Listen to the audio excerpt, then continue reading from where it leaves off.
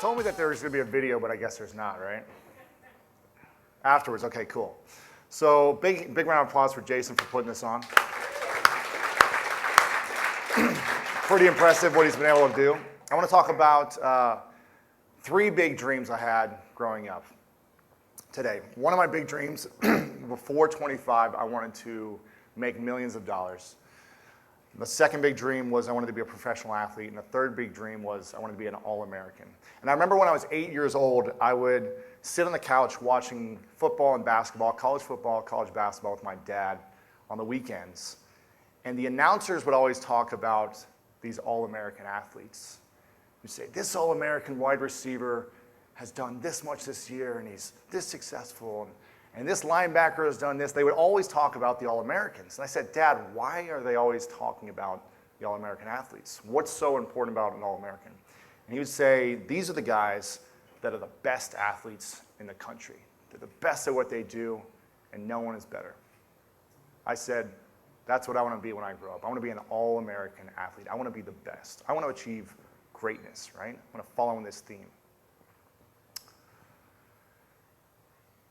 I had trained, basically for the next 10 years, it was like a Rocky montage video. I had trained my ass off for the next 10 years to do whatever it took so that I could prepare myself to be an All-American athlete. And I remember in high school, I was doing everything I needed physically, mentally, emotionally to prepare myself for college. I was all sport and 3 different sports. I did everything I needed to do, right? Fast forward to college. My sophomore year in college, I ended up breaking a world record for the most receiving yards in a single game. I was the 2nd leading receiver in the nation. And I thought at the end of the year that I would be chosen as an All-American. Now in football, it's different than other sports. There's a committee of people that choose the All-American team. So it doesn't matter how good you actually are and how great your stats are. The committee chooses. So it wasn't even in my control. At the end of the year, I thought I had proven myself worthy of being this All-American athlete. However, when they made the announcement for All-Americans, my name was not on the list. So I was a little upset, a little confused, but my team that I was on had a 500 record, so we were like 5-5. Usually the All-Americans go with the teams that are 10-0 or undefeated or just lost 1 or 2 games. So I said, okay, I'm just going to come back next year. I've got 2 more years to achieve this dream of being an All-American. Come back my junior year, pretty much do the same amount of stats, didn't break my record, but was one of the top receivers in the nation again. And again, our team was 5-5.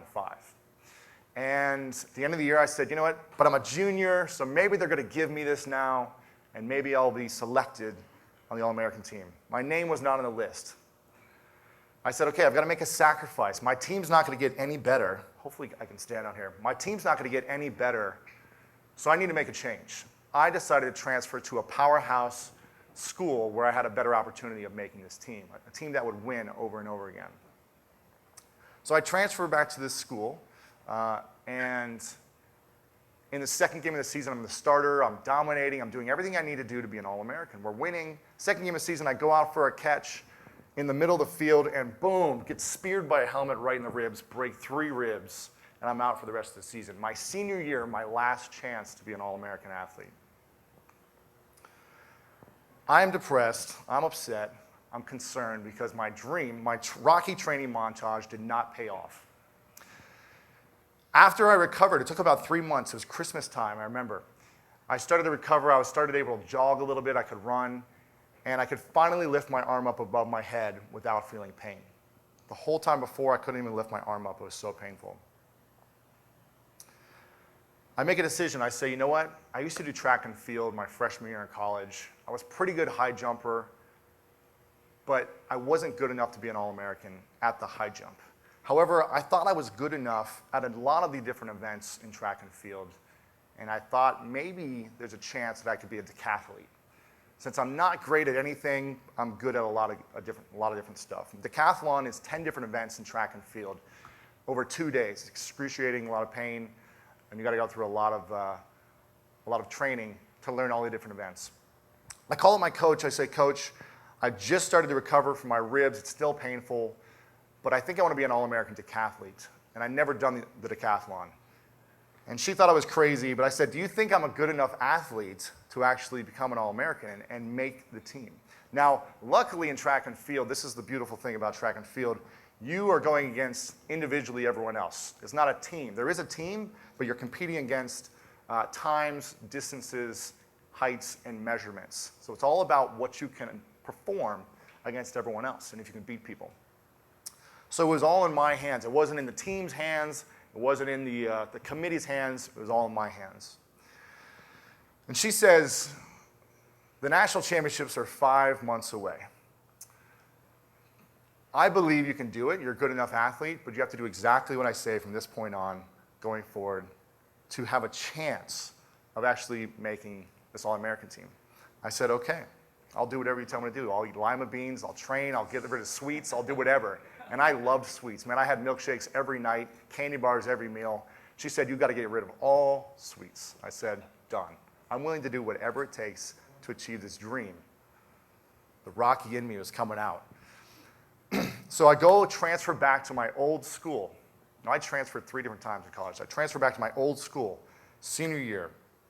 Within the first month, I get an injury. I hurt my foot, and I can't even run for 3 weeks. So I'm on the bike for the first month.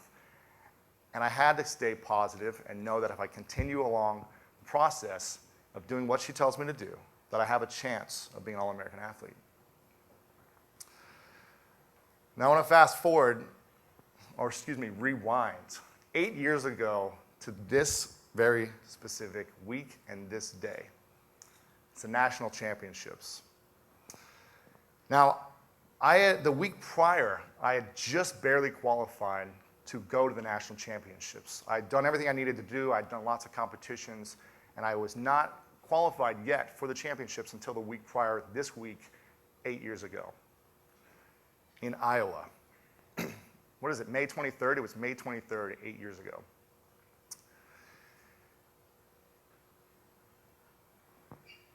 I qualify for nationals.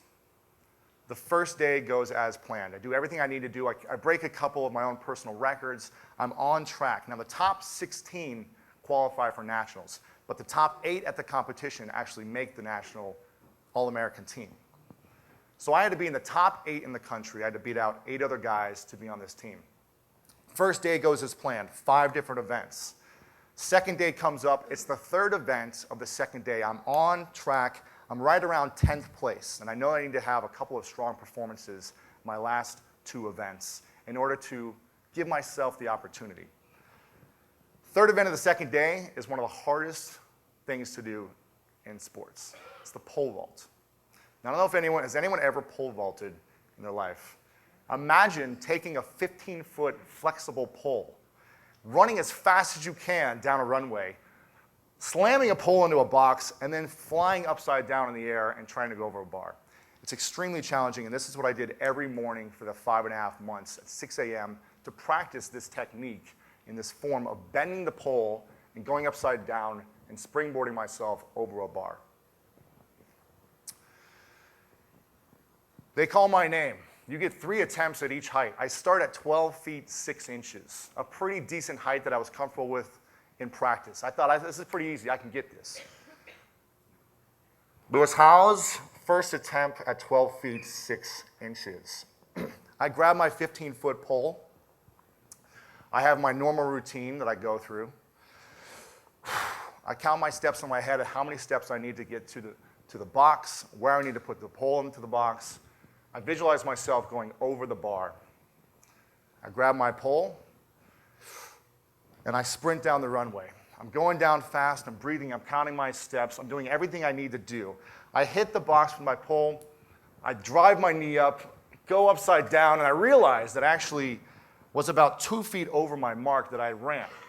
And so as I tried to go upside down, the pole would not bend, and it just sprung me straight up. So I'm hanging 15 feet in the air straight up, and I fly backwards and hit the runway. It's okay, I have 2 more attempts. I'm a little frustrated though, I'm a little worried, I'm a little nervous, because if you do not hit your mark, you get a 0 for that event. And if you get a 0 for that event, you're pretty much done for the competition. So I needed to at least hit 12 feet 6 inches. I just needed to get points. trying to breathe, trying to get my composure. Lewis Howes, second attempt, 12 feet 6 inches. I visualize myself going over the bar. I know I can make this height. This is simple. I grab my pole, do my routine, and I sprint down the runway. I go down, put the bar in the box, hit my mark perfectly, drive my knee, go upside down, inverted, spring shot myself over the bar. I am flying literally like 20 feet in the air. I'm so high over there. I'm like, woo, I got this, baby. Yeah, fly over the bar, hit the mat, and the bar falls on top of me. On the way down, I just barely grazed it on my stomach. The bar rolls off. Damn it! I'm screaming, I'm punching the mat, I'm jumping up and down like a wild man. I'm so frustrated that I didn't get this. This is easy. I should be able to get this every single time. I'm running around. I'm like a raging bull all over the infield. And I look over at my coach, and she's glancing at me. Now, my coach was an Olympic athlete. She was a heptathlete, high jumper, a woman that jumped 6'4" in the high jump. Amazing. And she was a white girl. So that's very impressive. She was so talented, so smart, and everything she told me, I listened to her. She looks at me from the side with just this stare, like Wonder Woman stare. Like, this is your moment, this is your break or make moment. Everything you've trained for comes down to this. I gained my composure. I focused more than I've ever focused in my life for this one moment. This was my make or break moment. 10 years of training comes down to this. Lewis Howes, third and final attempt at 12 feet 6 inches. I grab my pole. All I do is visualize myself in perfect form, in perfect motion, going over the bar. I forget everything else. Grab my pole and breathe. Do my steps. I know I got this. I know I got this. I sprint down the runway like a galloping gazelle. I slam my pole into the box, drive my knee, go upside down in perfect form, slingshot myself over the bar, and I'm floating in midair and everything starts to slow down. My heart starts thumping so loud, thump, thump, thump, thump. I remember thinking about everything my coach had told me, everything my dad had told me as a kid of what it took to achieve this greatness and what I needed to do. I needed to believe in myself and I needed to hustle in order to do whatever I needed to do. Thump, thump, thump, thump. As I'm floating suspended in the air over 15 feet, I'm so high in the air, just like the previous attempt. I fly backwards, push off the pole, hit the mat, the dust hits me in the face. The pole stays up. The bar stays up. I'm screaming, I'm jumping up and down, I'm doing a backflip on the mat, I'm jumping, I'm hugging my coach. I'm so excited because I gave myself at least one more chance and an opportunity to be an All-American. I ended up breaking a PR that day, jumping over 14.5 feet in the pole vault, better than I'd ever done before. Next two events are the javelin and the mile. I throw the javelin fine, do a great mark. Now this is the 10th event. Is the mile. They make the mile the last. For whatever reason, they just want you to feel like you're in so much pain. You can't even feel your legs. You can't walk. I run the mile. I knew I had to break a 5-minute mile. And I knew I had to beat a couple other guys by a certain amount of seconds. I break a 5-minute mile, and the other guys were like neck and neck. So it comes down to this. There's the top 8 places are All-American team. They're going to announce, there's 8 different podiums, and they're going to announce the 8th place first. So I have to wait about 15 minutes to know if I made the All-American team.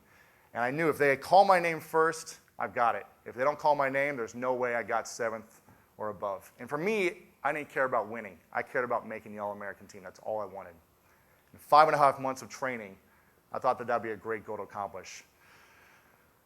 I'm frantically panting, I'm walking around, I'm like stressed out, I'm like, everything's out of my control now, I did everything I could do. My coach is like, I think you got it, but let's wait. The podium's out there, all 16 of us are standing out there waiting for this. And then they made the announcement. And in 8th place on the All-American team, Lewis Howes.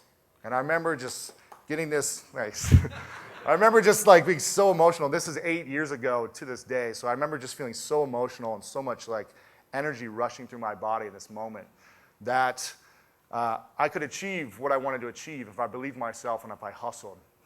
And over the years, in sports, we set a lot of goals in sports. I'm a very simple guy. I think on simple terms, I'm not that smart, so I can't share a spoken word poem and remember all these things. I have very simple methods that I follow, and I just work really, really hard to follow them. And I devised this method called the GREAT method. And I believe every hustler has to follow this method if they want to achieve greatness. And the GREAT method is very simple. One, you've got to create a goal for yourself. I had many goals. Every season, I created goals for myself when I'd write them down. What I started doing eventually is I started framing my goals as if it actually happened. I would create a certificate for myself. I'd frame it, put it on my mirror with the date that it had happened. I did this when I wanted to be an All-American. I did this when I wanted to write a book, when I wanted to give my first $5,000 speech, when I wanted to make $1 million. I did everything. I would frame it, and I'd put it up. The second part of the GREAT method is reconnaissance, the R in GREAT. And you've got to study and learn everything about what it is you want to do and what you want to achieve. You've got to research. You've got to follow your competitors. You've got to follow who the greatest people in the world do and how they do it. And in this particular moment in track and field, I watched so much film of the best sprinters, the best pole vaulters, the best throwers in the world. Every night, I watched hours and hours of footage of this and ingrained it in my brain of how it's supposed to look going over the bar, how it's supposed to look throwing a javelin, the perfect form. Everything I did, I studied and researched to the T. The E is for effort and hustle. This is where the hustle comes in. You've got to put in the work. You've got to hustle your face off to achieve the greatness you want to achieve, to achieve any goal and any dream you have. And I definitely put in the work. I was training every morning at 6:30 a.m. I was going and doing hurdle drills, pole vault drills, shot put, discus drills, everything before people were even up. I was going to practice an hour early to lift, to get stronger. I was practicing with the team, and then I was staying after for 2 hours to train, and then I was watching film all night. So you've got to be able to hustle. Nothing comes easy. The A is for attitude. I was constantly having a positive attitude. You can achieve greatness in small moments by being a negative naysayer, but it's not going to last long. So you've got to continue to have that positive attitude. Again, I'm very simple-minded. And the T in the GREAT method is for team. You've got to surround yourself with the best people in the world, the best coaches, the best mentors, the best support system. Without that, it's going to be extremely hard, specifically as an athlete, to achieve greatness. No great athlete has ever been the best in the world without having an amazing coach, an amazing team. Can't do it alone. So like my dad used to say, if you can achieve anything you want, as long as you believe in yourself and you hustle. So I hope you guys continue to dream big. Lewis Howes. Thanks, guys.